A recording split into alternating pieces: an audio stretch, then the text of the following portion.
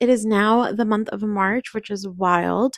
I read 6 books in the month of February, and I thought we could talk about them. So the first book that I read in the month of February is The Love Audit by Lucy Eden. This is about 2 workplace nemesis who work at a PR firm who end up in the same small town trying to gain research for the PR firm during a company audit, and they're both vying for the same promotion. So they start off as nemesis, but they soon obviously fall in love. Dog was a highlight for me. This was a really easy to read romance for the month of Feb. Books and Bewitchment by Isla Jewell. Isla Jewell is the pen name for Delilah S. Dawson, who is one of my favorite horror writers. Books and Bewitchment was her first cozy fantasy, and I thought she did a great job. It was really easy to listen to. I mainly did the audiobook, and my only critique is that I wish she started the bookshop earlier on in the book. It's not until the last 50 pages that she does start the bookshop, so you don't really get as many bookish vibes throughout as I wish. The witchiness is amazing, and it definitely is comparable to The Very Secret Society of Irregular Witches or Sangu Mandana's newer book. I think that it is a light read and definitely falls within the cozy fantasy category. Week Later by my girl KJ Michike. This was my 5-star read of February. It is a book by a fellow book club member. KJ is the author of A Storybook Wedding and The Book Proposal. 1 week Later is her newest novel from Cosmo Reads. Bennett is our male main character and Melody is our female main character.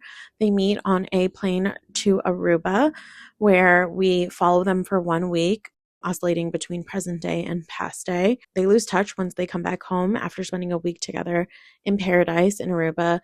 Melody is traveling with her chronically ill mother who's suffering from some heart issues and has a medical condition, while Bennett is going there to write his book. They both come back home. You kind of start from a point of contention where Bennett's book has come out and Melody's book is about to come out. Melody's also a writer who is a teacher full-time and a writer on the side. And Melody's book is about to come out, and her editor tells her that Bennett's book is eerily similar to Melody's book. And it's about them finding their way back to each other through grief and some trauma. It is very well written. KJ did an amazing job. If you're looking for a layered romance and are fans of Tia Williams or Nana Kumar or Jessica Joyce, I would definitely pick this up. And then another book that I read for book club was Love Letters to a Serial Killer by Tasha Coriel.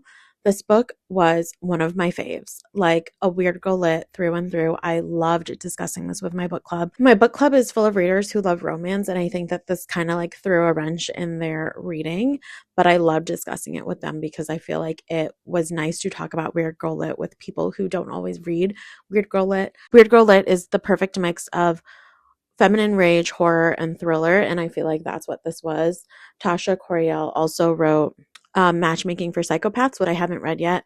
This book I rated 4 stars. I really enjoyed it. It's about our main character, Hannah, who is feeling really in a rut and suffering from some loneliness, feeling in a rut at work, and distracts herself by engaging in a forum about these 4 women who have been murdered. And she's on the forum scouring to help find the killer of these 4 women. The serial killer is found, and she starts writing letters to him while he's in prison awaiting trial. And there are different parts to the story that I don't want to ruin, but there's a point where Hannah pops off and things go off the rails, and it just gets better and better from there. So I really enjoyed it. I would read this again, honestly. I really, really enjoyed it. And I would also definitely pick up Matchmaking for Psychopaths in the months to come. And another book that I read in the month of February is The 7 Daughters of Dupree by Nikisha Elise Williams. This book was a book club pick that I really enjoyed. This book follows 7 of the Dupree women from the years 1917 to 1995.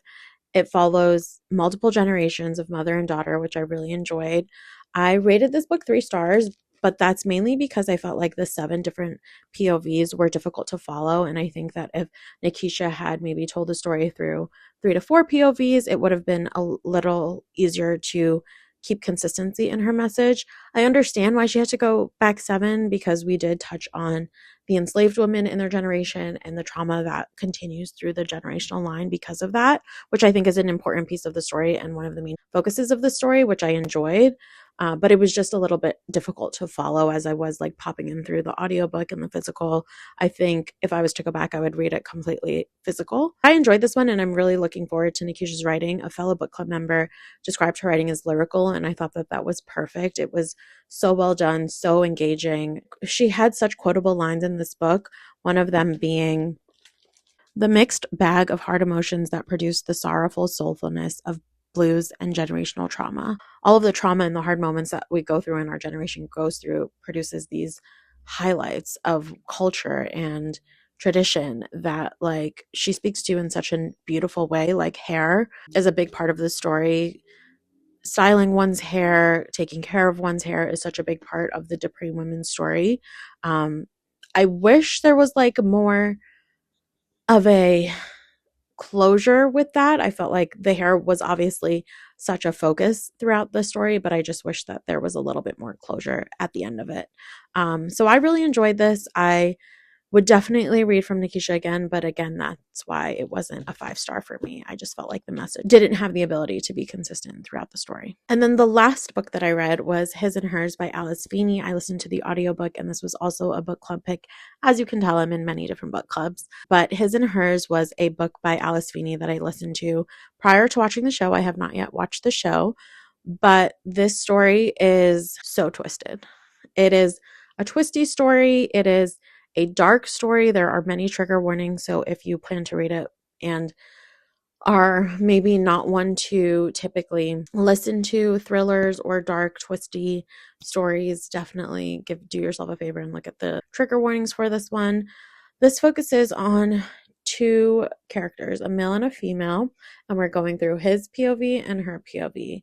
And there is a body that turns up, and then we are, of course, going back in time. So it jumps time a bit. Hold on, I need a tea break. I thought the audio was really well done. I just think that because I've read so many Alice Feeney books, this was now my 4th, it just wasn't up to my Alice Feeney par. The ones that I've read are My Husband's Wife, His and Hers, Beautiful Ugly, and Sometimes I Lie. Sometimes I Lie, dead last. Then I would do Beautiful Ugly. Excited to see the movie because that one was super atmospheric. Then I would do His and Hers, and then I would do My Husband's Wife. My Husband's Wife audiobook was insane. It was so well done. It was like graphic audio in some sense. There was like doors creaking and there were like atmospheric audio. I just enjoyed that story. I thought it was really well done and fresh. I'm definitely going to watch the show, and if you do love a fast-paced thriller, I would recommend this one.